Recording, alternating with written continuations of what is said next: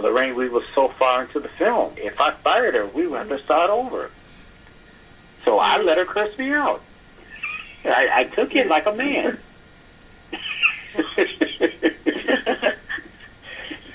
So moments like that can be difficult. Okay, yeah. Speaking of women in films, do you find, well, you were having a difficult time with her, but in general, do you hire a lot of women to work on your films? Work as actress or background? Oh, both, yeah. Yes, I do, especially in front of the camera. I've always said I'm a feminist writer, and what I mean by that, I can write for a woman very well. I can write for a guy as well, but I can definitely fine-tune myself into the mental arrangement of a woman. I think out of the 6 films I've had, 4 of them, the lead has been a female. So I can very easily go into the mental form of a female and write about her and express her thoughts, her movements, her mind frame. Because I was raised by a very strong woman. My mom had 5 sisters. There was always a female in my life. So I think that's another reason why I can easily write about a female. And, I don't have a problem working with an actress. But male actors can be just as difficult as a female. I don't want to paint that picture thinking that they're the only ones, but they both can be very difficult. So, but working with an actress is not a problem. Yeah, I work with them anytime. Now, when you're writing, do you ever think about your target audience or maybe who you're gearing this story to?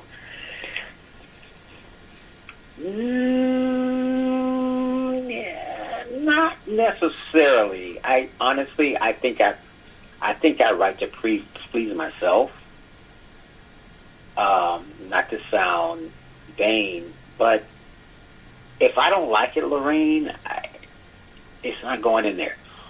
Every once in a while, I will add a scene as a fill-in, if you know what that means. What I mean by fill-in, I'm trying to stretch the story. Sometimes I may add a scene or two just to stretch the story or make it less redundant. But other than that, I first write for myself.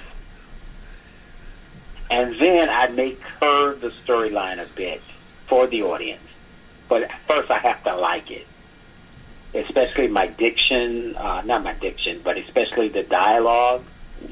The dialogue has to pertain somewhat to my standards. And then I try to grasp on to the, say, for example, like this latest one, it has a lot of slang in it. Because I'm dealing with mobsters. I'm dealing with Italian mobsters. And I'm also dealing with the urban community. It's like 2 communities together in one story. So I'm trying to stick to the lingo and the slang that they would use. And I'm still trying to input my usual dialogue, my usual diction that I would use on a regular basis. So I try to remain in my mental forum as well as remain with the characters. One of them is Solomon DeVitro. He's the lead mobster, and he's an Italian. So I'm also trying to use the lingo I think he would use, or Teresa, his girlfriend, who's Italian. And then there's Tamika, whose brother was murdered. So I'm trying to use her lingo as well. So I try to write for myself as well as for the person who's going to be viewing it. Now, with that in mind, do you do a lot of research, like you say, you're talking about Italian mobsters and all that. Do you do a lot of research into that? If you have a particular character that you really want to get authentic. I didn't do much research, but I will say this: I just recently, and I feel so guilty because this movie's been out for 50 years. I just recently purchased the Godfather trilogy, and during the quarantine, that was one of the things that I did binge watch. I watched the entire 9 hours. Well, Mario Puzo and that guy, they write forever. So I watched all 9 hours of The Godfather. So my film on Saintly Gods, my script, is highly influenced by The Godfather. Because, you know, The Godfather was very Italian. Well, they were Sicilian, but it's almost the same thing. It was heavily influenced by The Godfather. So I didn't feel like I needed to research this very much because I'm not going that deep into the Italian realm. I'm still remaining in my urban setting, but these Italians, they are amongst the urban society. So I didn't feel like I needed to do much research. I just started writing, and then I sent it to my two main actors who are very much into that lifestyle. They're like, "Oh, Tony, this is great. When are we going to do it? We're going to do it." I say, "Well, just wait until COVID is over. We'll get started." So I didn't have to do much research. No, it was all in my head, and I just started writing. Yeah. Okay. Now, would you ever do lessons or a workshop for others on writing? Honestly, I don't have a problem with that, but I will say this. I don't think, and I wouldn't want to mislead anyone, but I don't think I'm the best writer. You know what I mean? I think in order for me to start a workshop, I think you really should be good at it. I'm okay, but I'm still learning. I'm in a class right now. Well, I was until I got the price, but it was a free class until she gave me the price of the rest of the class. It was $800 to take the rest of the class. But I'm still taking workshops myself. So in order for me to start a workshop, I really have to really own my craft. And I haven't. I'm still learning myself. You know, I called a writer's friend the other day. He has a few films on Lifetime. And I asked him, I said, "What am I doing wrong with this script?" And he said, "Send it to me." So he read my entire script, and he called me back 2 days later, and, you know, he sat with me on the phone for an hour, and he said, "Well, I would take this out, take this out, take this out, take this out." He wrote several books of screenwriting. So to answer your question, I would love to, but I'm not that great of a writer. I wouldn't even try to propel myself that way, knowing that I'm still in the learning stages. We're never too old to learn, and I'm aware of that, but still, I'm still a baby. I'm still a baby when it comes to writing compared to Quentin Tarantino, and these guys are amazing. I always download his scripts just to see what he's writing. Barry Jenkins, who wrote Moonlight. I mean, those guys, they are the heroes. I just try to emulate their style. They are the heroes. So I'm not ready to start a workshop. Okay. All right. Well, with that in mind, okay, but would you have advice to someone who wanted to get into that craft, to get into screenwriting and films in general? And I just mentioned this the other day. I was having computer problems, and I went to the guy's house, and his niece popped up, and she said she wanted to be a writer, and I said, just start writing. That's the best advice I would give to any writer. Just start writing. Even if this is your first time, when I start, especially with me writing the book, I just write. Just write what's on your mind, and then go back and clean it up. Don't worry about the grammar. Don't worry about the sentence structure. Don't worry about any of that. Don't worry about your verbs, your adverbs, if they're misspelled. Even if you get the little red line underneath, fix it later. Just get your thought on paper, on the computer, and go back and fix it. That's what I do. That's what I'm doing with Unsaintly God. Even if it doesn't make sense, I just write it and then place it in its proper place later. And another thing I tell a lot of people, even if you have a blank thought, you sitting in front of your computer and you don't know what to say, then walk away. Just walk away from it. Go do something. Go run. Go read a book. Go clean the kitchen. Go have a meal. Just walk away from it and come back when it comes to you. Don't sit there and beat yourself up because it's not there. Because you're going to have a writer's block. It happens.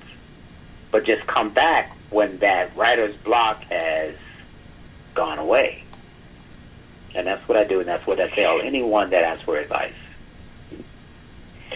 Yeah, I write songs and poems, and I know what it's like. Now, I do a lot of writing in the middle of the night. I saw those. And then the next day I look at it and I say, and I'll clean it up, like you say, I'll go back and I'm going to call where was I in that day? Oh, nothing too. Okay, a lot of people, they write, they say to write what you know, that's important, but does it depend on your mood as to how your story turns out for a particular day? And do you go back and say, oh, well, maybe I was in a strange mood that day, and maybe that wasn't, what I had in mind, you know what I'm saying? Right. Yeah. Exactly. You're trying to get your message across, to others. You want, a lot of people. Do you feel like a lot of people can, you like to write fantasy? Basically, your latest film was like a fantasy because it's like a fantasy world where people can kind of escape to. Do you have that in your mind as kind of, or is that your escape and you want people to join you in it, or what? That's a good question. I think it's my escape. This is going to sound weird. There's this one story I wrote, and I actually felt their spirit. It was it felt so real.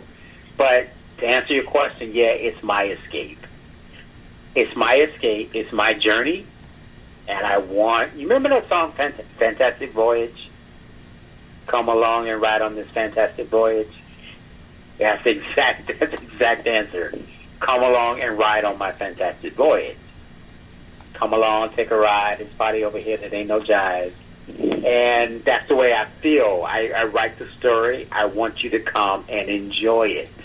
Enjoy what came from my mind. Like I said, an idea can pop into my head, and I just go with it.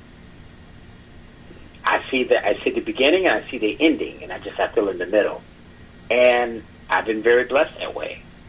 And I've always been, and I analyze things a lot. I daydream a lot. I'm a daydreamer. So when I'm daydreaming, I'm also thinking of ideas. I'm sitting in a doctor's office. I have to take my mom to the doctor all the time. So I'm sitting in a doctor's office, and someone may walk in that seems different. And that look, that walk, whatever it was, it stays with me. And eventually, that goes in my computer. Something they did, something they said, a walk, whatever it was. A part of that is going to end up in one of my stories. And I use that. I collect things that I see. Go ahead. Well, I was just wondering, do you feel like you rework something too much? You think it out too much? You analyze it too much? Because being an artist when I was in art school, and I would, do my paintings or my drawings or whatever, and the art teacher come around and he took my hand up off the paper. He says, "You're working it too much." He says, "You put kids on there. Keep it simple, stupid." It's like that type thing. So do you ever feel that way, like you're thinking or you're analyzing things too much? Yeah, I get that too. I submitted one of my screenplays to the Miami Screenplay Awards, and they also send you an analysis of what you did wrong. So I was very disappointed that they sent me. It wasn't long, but they were telling me some of the things I did wrong. And one of the things they mentioned, I was over expounding on the character, and the dialogue was too much. They say you need to break down your dialogue, and you're explaining too much. Let the reader pick it up. Let the reader figure it out. So yes, I do overwrite. My dialogue can be very wordy. But you know what? Even though my dialogue is very wordy, the last film that I just did, the one that I said we're headed for Spain, those actors memorized every single word. The star of the film, that script was 113 pages. That guy was on every page. Lorraine, I kid you not, I am not